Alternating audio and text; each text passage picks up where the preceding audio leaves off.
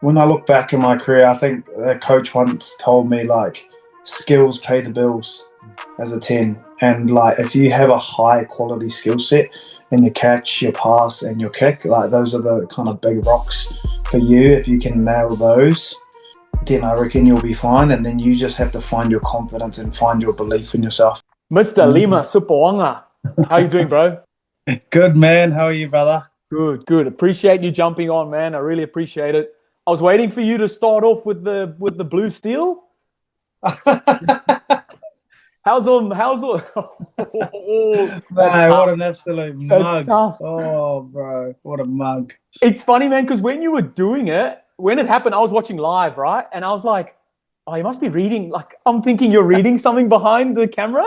And then your presenter, like next to you, she was just like, she like not called you out. She kind of like saved it there. No, But I I was think like, she got it in because those earpieces, bro, people can talk to you. And okay. so I think they would have been like, What is tell Lima them doing? to fucking stop looking like an idiot. And so she was like, oh, you got the boost steel. And then I was like, oh, shucks. But I should have just been like, I was right to stare at the camera, but I Yep. needed to be like a bit like, just smile and Yeah, be yeah, relaxed okay. because I was like, my name is Jeff. Oh no. How's that all been? I guess from the perspective of someone who's like you're talking about guys who've been there, done it, you've been there and done it as well. Is it kind of hard to then talk about players like that because you are well known in that space?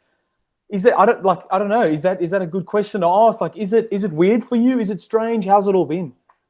I think I quite enjoy it, to be Yeah, fair, because you kind of understand the nuances yeah, of what they go through day to day, what they would go through when they win and when they lose. And I think for me, anyways, this is like rugby players, as cool as they are, they're actually just normal human yeah, beings, and it's probably about us as like I guess broadcasters or presenters being able to pull out their human side so that the person at home can be like, oh, yeah, yeah, he's yeah. actually just like me. You know what I mean? Relate to Or it. like, Yeah, like instead of getting, it was a game of two halves, the Fords yeah, really yeah, did yeah. it. Like Yeah.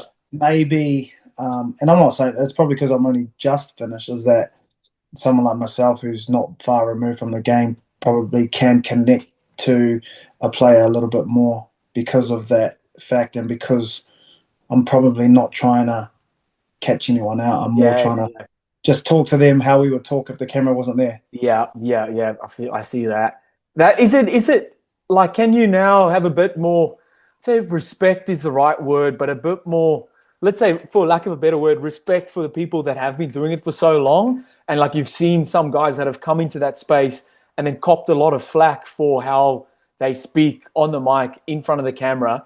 It's a different ball Mm. game, isn't it?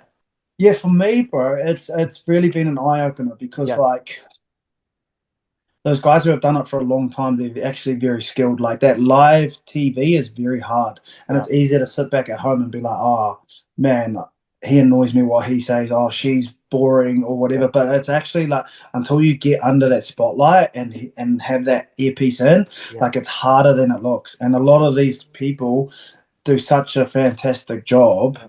It's just that we're all kind of like couch potatoes, right? We can sit back and be like, bro, why would you ask that silly question? Or like, Yeah. what Yeah. do Yeah. you Why would you want? say that? Yeah, whereas like sometimes like a lot comes into it. Like there's a lot of noise, there's people Mm. screaming at you, there's someone in your ear, like the mood of a player might not be so like forthcoming. So Yeah. there's a lot that goes onto it. And to be fair, I think people are only trying to do their best. They're not Yes. trying to like make it about themselves. It's just Yeah. that sometimes I think it's easy for people to critique when they've never been in the arena. Yeah, yeah, yeah, for sure. And I'm gonna sit here and say, yeah, yeah, yeah, like I know exactly what's going on, but yeah, I can imagine. Jumping, let's like getting straight into it. Super Rugby this year, it's been like the most, I would say almost the most competitive. Like everyone just beats anyone on the day. Everyone has won a game. I think that's the first time in a very long time where we've got to this point in the season where everyone has won a game. What's your first kind of takes on it? And then more specifically into like the 10 role as well, obviously being a former 10. What have you enjoyed from that point of view? I think, yeah, I really liked Super Rugby and the way that most teams have decided to play. Like, for example, like on average in the round that's just gone, there was 19 penalties per game. And out of those penalties, there was only like 1.6 shots at goal. Ah, yeah. So, like teams are decide unless it's a gimme in front, teams are going, you know what, we're going to the corner, we're going for 7, we're going for 5, rather than, oh, we've got a sharpshooter, oh, this is maybe 35 on the angle. Nah, Yeah, like the yeah, corner, unless it's a gimme or yeah. unless it's, like to put you even further out, then most teams are like that attacking mindset. And I think that's probably the time of year also, it's like just coming up finishing summer. Aussie's always got good weather. Yep. So, like there's a lot of factors that play into that. But yeah. I think on a whole, I think teams are trying to play a brand of rugby that's exciting for the fan. Yeah, absolutely. And then, Sorry, you go. Yep. No, and then I think to answer your question about the tens, it's such a pivotal role. But I think we saw from the weekend, like everybody's always asking who's next in line, especially in New Zealand, But you saw from the weekend, Davey McKenzie and Beauden Barrett, they just ooze class. And like no matter, I'm not saying that the next crop underneath them aren't coming through. They are, but there is a gap between those two and the next crop coming through, and you saw it in the weekend. Yeah. Who does 10 becomes almost an age role, do you think, that you grow into? It's not something that can just off the cuff. It happens like once in a blue moon, you get those guys that come through that are still 18, 19, 20 years old at 10 and can just command the field, command his team, drive them across the park, and they show excellence way above or experience way above their age. But as a general consensus, like 10 is something I feel like you grow into. Would you say that's right? It is. And like you can have young tens who get into squads, for example, who have older guys ahead of them, but they are picked for the future. But in terms of a 10, and that's why I kind of always think like sometimes we're quick to shoot kids down, especially at like when they go to international level, like 22, 23, 24, 25, even 26, it's still so young, like to be commanding and trying to have consistent, because I guess as a 10, you don't need a 10 out of 10 performance every week, but what you do need is you want an 8 out of 10 every single week. And that's something Jamie Joseph said to me. He's like, when I first started my career, it was I could give you a 9 out of 10, but then the next week I'd give you a 2 out of 10. And he's kind of like, as a 10, you want to find that consistency between probably a 7 and an 8.5. Because as a 10, what you want to just nail your job, put the boys in the right part of the field, and execute the game plan. And if you do that, everything flows on top of that. You'll kick well, make your tackles, do good passes. But you have to be able to be comfortable in that space. And for a lot of these young guys, it's just time in the saddle. It really is time in the saddle. And we've got to be a bit more forgiving for some of these young cats who, struggle, say, like off the boot. Like I know Mani Lebok always gets hammered for his goal kicking. Things like that. It's like, man, that comes with time. Like that comes with experience and being in those environments and those situations more often and not always succeeding is actually better for you in the long run, because when it matters, that experience will come through to you and you would have developed and picked up better skills and honed your skills and made mistakes. And you have to allow these guys, especially 10s, because it's such a pivotal position in most countries apart from France where the 9 is the 10. That's kind of where it is, I reckon, for young 10s. You've got to give them time and allow them to make mistakes, which isn't easy as a franchise or as a coach or as fans, because we want to win and we want to win now. That's the expectation, is always, especially from fans, is fans can't see like next week or the week after. We need to win now. Doesn't matter who gets picked. Like you see it massively with the Irish. poor Sam Prendergast, I feel like has just been dragged through the mud massively, kind of against, I won't say against his will, but like he doesn't pick himself, right? Like the coaches Yeah, pick him. They obviously see something in him, but he's just been, man, taken out to this, like not allowed to make any mistakes. Like everyone's on about his tackling. Yeah, it's a whole thing. But that's, again, I'm kind of going off track there, but kind of still talking about tens and how important that is to let him make mistakes. I think Ronan O'Gara said it as well about the Irish tens. It's like we don't let these guys make mistakes anymore.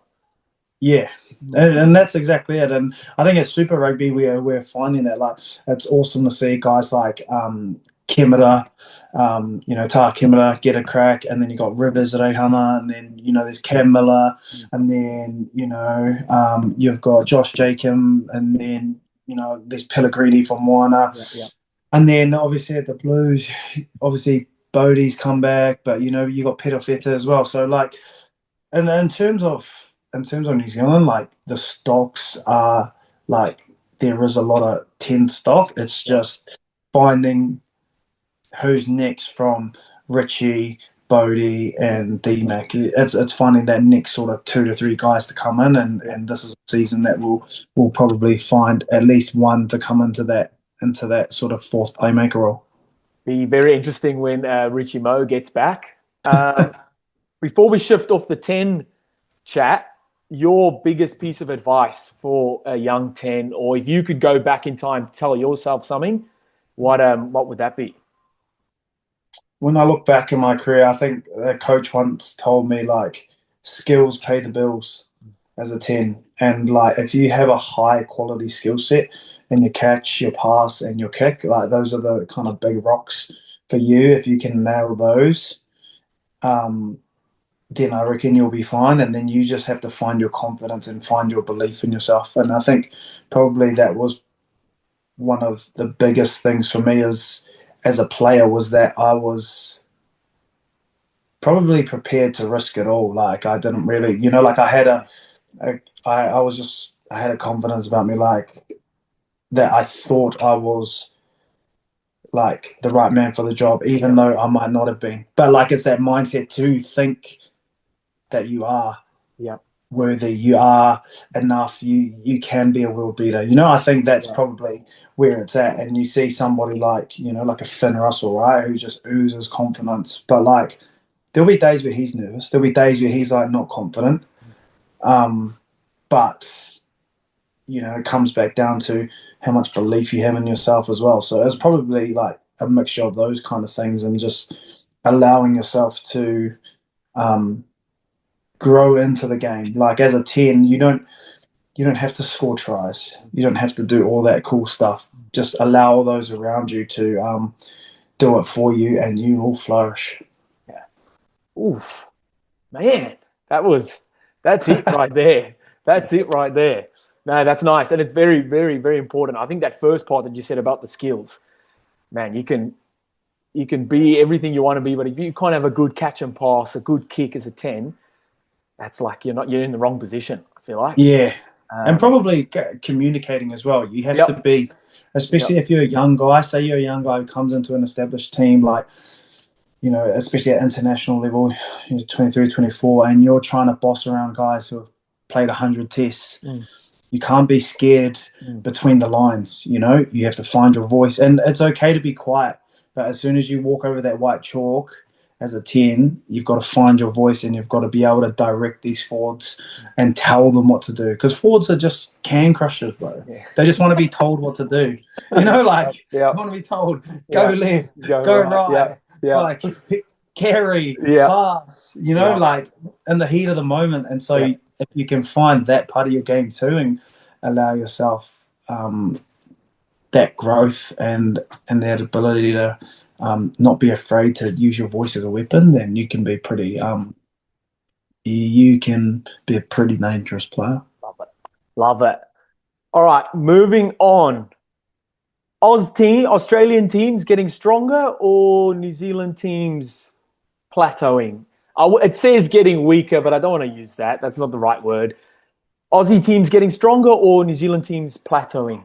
I think this is my theory. It's like those Aussie boys know that there are World Cup spots up for grabs, Yep. and what better World Cup to be a part of than one in your home country. Okay. So all those guys, I believe, this year and heading into next year know that this is a massive sort of year and a half, 2 years that they have to be on point.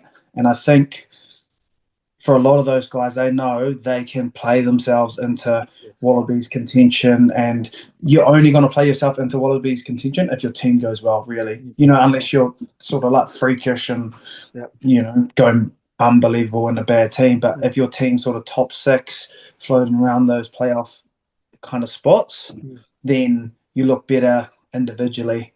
So I do think Aussie are improving, and I believe for the competition to be strong, you need Aussie to be like in the playoffs. Like out of the 6 teams, you need at least the 3-3 split, or you need even 4 Aussie teams and 2 NZ teams, because it'd be a shame if all 5 New Zealand teams made it through to the playoffs. Like, even though I'd like that to happen, but I just think for the comp, it just doesn't do anything for the comp. So I'm not saying that New Zealand teams need to give games away, because they never will, but I don't mind as a neutral now, and someone who just loves the game, enjoys the game.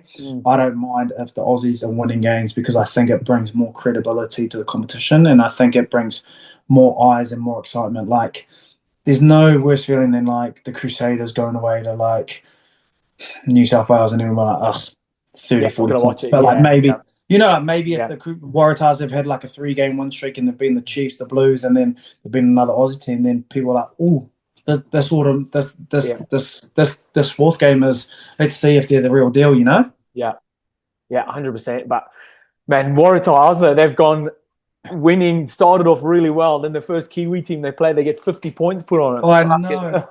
At home too. Yeah, I know. It's tough, man. Bro, and the thing is you knew the storm was coming, because the Hurricanes got beaten up badly away in Fiji.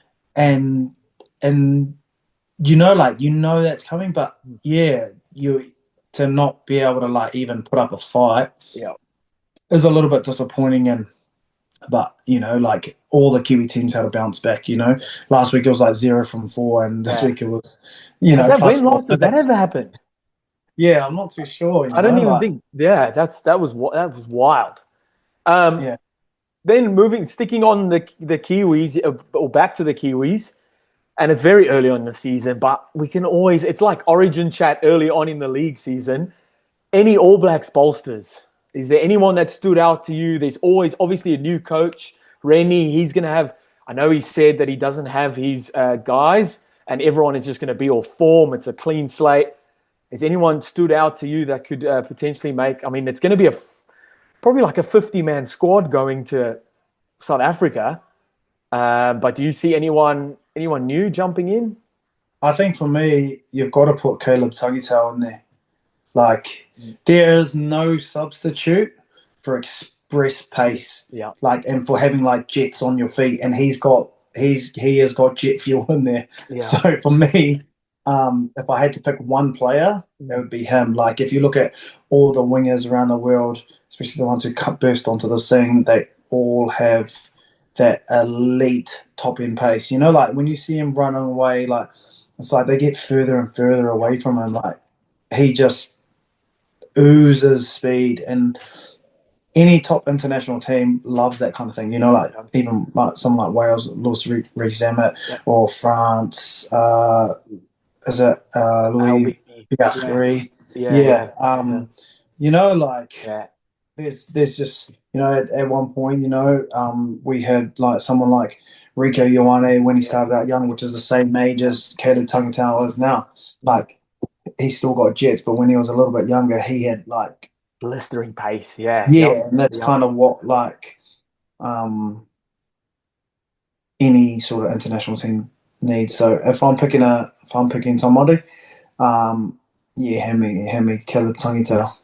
100%. And what I've noticed from last year to this year, now he's starting to, he knows he's fast too, and he really backs himself. Yeah. You can see him look at defenders and just go, nah, I'm out of here, around you, or I'm stepping and I'm gone. where he might have been a little bit more hesitant last year. With this year, man, he's just like that try where he scored from halfway. You can see him just look up and just go, nah, I'm gone. And just Yeah. goes and guns himself, backs himself. I That love one that. against the Chiefs, yeah, Yep. I just thought he was like, there's a gap, Yep. Gone. foot to the floor, Yep. later bolt. Yeah. It's a wrap. So Yep. yeah, for me, it's probably him. Who I'd love to see earn a call up. That's a great shout. Then before we get onto the fantasy chat, which is why we came here today, but we'll get to that in a minute. There's obviously been lots of talk, and it's happened now, like league players jumping over to Union. Who do you think in Union could make the jump to league and like absolutely just brain it? Well, the obvious one is easy because he's already done it. Nani Lomapi's already done it, Yep. so he can always go back. But if you're picking a pure Union player, I'd probably have to look at somebody like Caleb Clark. Ooh, yep. You know, like on the wing too. Yeah, on the wing. You know, Yep. like exceptional in the air. Yep. Like blistering pace, Yep. big, strong. It would definitely be somebody like him, I think, who could make that transition so easy because he's a winger, and that switch over to being an NRL winger would, it's probably a lot easier. Like, I think the halves are probably too hard. Yeah. And then, you know, like your big boys, you kind of have to drop a few kilos, you know, like those Aussie sort of like forwards, they're not actually massive in terms of weight, you know, like they sort of hover between that, I'd say that sort of 98 to sort of 106 mark. So, you know, like it cancels out your forwards, your front five, you know, like, so you're looking at back rowers, you know, like, someone who I actually rate from the Reds as their captain, Harry Wilson. Oh, McWright. Yeah. McWright. Yep. I reckon like he would be mean at league. Yep. Like every time he runs it, he's just like back fence. Yeah. So you know, like I reckon he could probably be a front rower or something like that in league. So I reckon Clark could almost be like Brian To'o, like those big strong carries, man, and also can score, can finish. He'd be someone like that, and he's good in the air as well. He gets up really high for his size. Yeah. So those two. All right, love it. All right, big one. So fantasy. All right, you've got the Sopoaga fantasy. Yeah, I'm guessing not doing too Honestly, too good. I want to bin the comp off. I want to bin it off. And I want to not give the prizes. I'm like such a sore loser. I'm like, I look at it, bro. Like, look, listen to this. I'm 1,548 out of a league that's got 2,069 people in it. Oh no! Honestly, I'm not happy. So my leagues. Where am I in yours? Let me have a look at that quickly. I'm 1,311th. Yeah, so you're not doing too bad. I'm pretty stink still. Oh, bro. But you know what I do think though? Like, the fantasy is good. Like, it's made me want to watch rugby. Yeah, and absolutely. Like pick players and, you know, try and win something. So I think they just probably need to make like it a bit better or an app or. I think there's too many. You can make too many subs. You need to make it more that you have to think about it a bit more. But I think this is just to get everyone in first. And then, because every week you can change out your whole team, where in other, like NRL, you can only have so many subs per weekend. So that's a big one as well. So the question around it I wanted to ask, okay, Chiefs are not playing this weekend, okay? Yeah. There's about 4 or 5 guys that everyone would have in their team from the Chiefs. So there's Tokiao, Tupubai, Damien McKenzie, and let's say Quinn Tupaya. Yeah. Who, out of those 4 guys, who's someone else? Who's a replacement that you'd bring in for this round? So let's start with Hooker. Hooker, then I don't know. I'd have to. I've got a love for Jack Taylor. Yes, I've got a love for Jack Taylor. Yeah, he's I just love how he goes about his business, like kind of like that new school sort of Dane Coles vibe about him. You know, like a little bit grubby, like doesn't mind the like rough and tumble. Yeah, tough. And I like that he's, you know, like from the deep south, rolls his R's when he speaks, and love that. Yeah, it's probably I'll probably go someone like Jack Taylor. Yep. To be fair, so I'm looking at that now actually because I got to sub out Tokiaho. Yep. Tupuvai, who's um, replacing him there? I like I like Sam Derrier Yep. from the Blues. Good chat. He's pretty. He's someone that could definitely jump in for Tupovai, like solid performer across fantasy. So if Yep. I'm having to take him out of my team, it'd probably be him. Yep. Love it. And then the big one, DMAC. Who swaps DMAC? I don't know. Maybe you just like swap DMAC and put Bodie in because Yeah. Okay. Yeah, that's fair. That's almost it's but almost cheating. That's too safe. It's too yeah, that's safe. too safe. So like we all know Bodie can do it. So Yep. we'll say that we don't pick Bodie. So if we're not going to pick Bodie, who are you picking? It's a tough one. Depends, but I think I'll probably have to go. I'll probably have to go Cam Miller. He's a solid performer at fantasy level. Yep. You know, like Yep. I'm not saying he's not a solid performer like in the real games, but like if you're trying to get points, like Yep. you can count on him to bank you some points. Yeah, also safe, I think, in that regard. I like how he's playing at the moment. Him and Yeah, Fakatava together. That's a nice little partnership, and they're playing really well. He's more your like stock standard fly off. Hey, I love how he goes. yeah, about like how sort he of does like his that thing. Andrew Murdens kind of Yes. vibe, but Yep. like way more attacking. Yep. Like, Love just it. got to keep backing himself, I reckon. Yep. And then lastly, Quinn Tupaia. Who are you bringing in in the centres? Oh, that's such a tough one, eh? Like, there's so many good options. If I lost Quinn, I'd probably go for someone like Leicester. Yep. Leicester down the Yep. Crusaders. He's pretty electric and he can bring you in some points. So yeah, that's a pretty He usually plays on the wing as well, and he's a centre in fantasy, which helps a lot. That usually yeah. helps. My shout for that is Nasova for the Fijian Druas. He's named on the wing, but he's a centre Yes. in fantasy as well. So that and they're playing Fiji. They're playing in Fiji. So that's a big one there. I think that's someone to jump in there. Yeah, there's a lot of points there on offer for the drawer. Yeah, I hope so. All right, man. I really appreciate you jumping on. I'd love to do this again during the season, or when the Springboks, the greatest rivalry, and the All Blacks play. Because I don't know if you can hear, I am South African. I live in Oz, but I am South African, so that'll be great to have you on to chat a bit about that. Yeah, for sure. And I think like voices like yourself only elevate the game, which is pretty cool. Like I think rugby, we need to do more for rugby. Like as fans or as people who want to try, keep putting it out there, bro, because I think like those voices elevate the game and you can be at the forefront of it, because I don't think rugby in this part of the world does it very well, like in Australia and New Zealand, like in terms of rugby, like NRL do. You've got a lot of good creators, like that's kind of been my blueprint. Yeah, I'm kind of like taking that, like NRL content creators, and like taking stuff from that and kind of bringing it into my own sort of thing, but just in the rugby sense. Yeah, it's awesome, man. I think you're doing a great job, and I think it's awesome. That's what I kind of want to do for New Zealand, and the things that I'm kind of doing is like, I reckon we can make rugby like way better, like from just like a new media type. 100%. Yeah, I agree, man. I agree. But again, I appreciate you jumping on. Love to have you on in the future. Love what you're doing on TV as well, bro. Keep staring down the barrel of that camera. We love it. All right, I'm making my thing now, eh? Yeah, it has to. Just dive into it. All right, bro. I'll see you later, bro. Bye.